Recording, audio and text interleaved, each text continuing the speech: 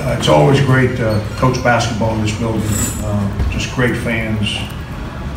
The folks that work the arena, as soon as you walk in this building, they greet you. It's just a tremendous atmosphere. You know, the fans root for their team and they root for basketball to be played the right way. And it's always a pleasure to come out here. Unfortunately, we continue to struggle with physicality. Anytime we play a team that plays with physicality, we haven't answered the bell this year, and that continued to me. Frank Rebound was obviously coming into this with what happened on the last one. Physicality. It's not just rebounding. It's we can't run offense because our guys won't screen. Our guards won't use the screens. We're not strong enough to hold post-ups. You know, defensively, we can't get, you know, they screen you. And it's been our problem all year. We can't get through screens. You know, Chris is going to get in foul trouble. It's life. It's 4 years of it on the road against, you know, quality opponents. He's going to be in foul trouble, so, you know, I need to probably bring an extra suit when we go on the road so he can just sit on the bench and hold the clipboard. You know, but rebounding is just a stat. See, screening, boxing out, getting open, setting screens, there's no stat for that. Rebounding is just a stat that represents physicality. We got beat to loose balls, you know, and rebounding demonstrates our lack of physicality. We're not a very physical team. Anytime, I'm telling you, it's been all year. You guys will cover us, you know, anytime we play a team that plays with any kind of physicality, like I said, we don't answer the bell. Okay, if you've got a question, please, yeah, I've got the raise your hand Frank, for the microphone. What did you see from E.J. Montgomery on film going into the night, and then what kind of difference did he make for Kentucky? Yeah, EJ wasn't a McDonald All-American because he's no good. You know, it's you know, I don't know Cal's team. You know, I'm not at practice every day, but you know, he's got 3 guys on the front line, 2 of which started last year, that are both real good, and a 5th-year senior.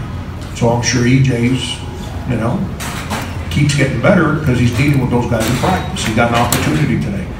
He was extremely active on the interior. He protected the rim.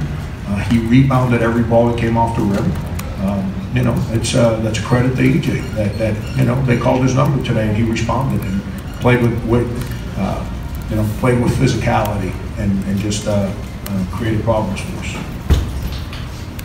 It seemed like they made up their mind early to go right at you guys in the paint. How hard was it trying to stand up in front of them consistently? Yeah, it goes back to the same thing I'm telling you, Dave. It's, you know, they set screens and our guards didn't get through the screens. And we spent 2 days preparing on defending the low post. To defend teams that are going to pass the ball into the low post like we do on offense, you have to be good on the perimeter.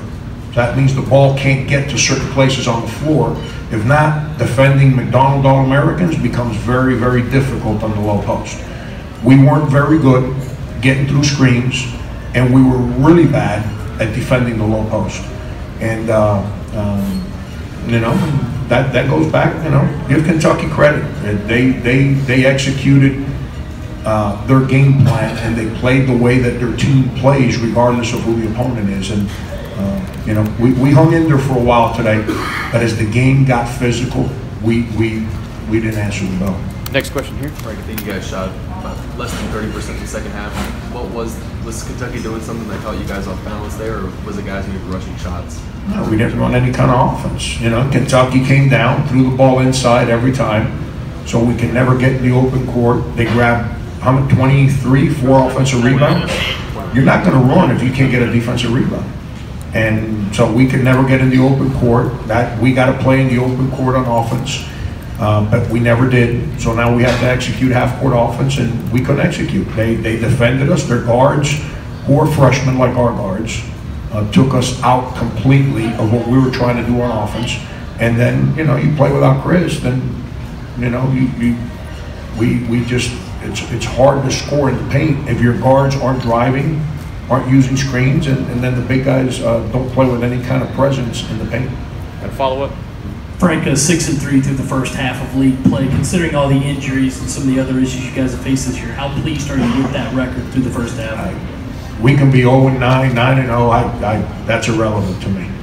You know, that's irrelevant to me. I'm into getting better. We didn't get better today. We didn't answer the bell today. We practiced well. We had 2 real good practices. I had no complaints coming into the game. I thought we were ready to go, but we didn't answer the bell.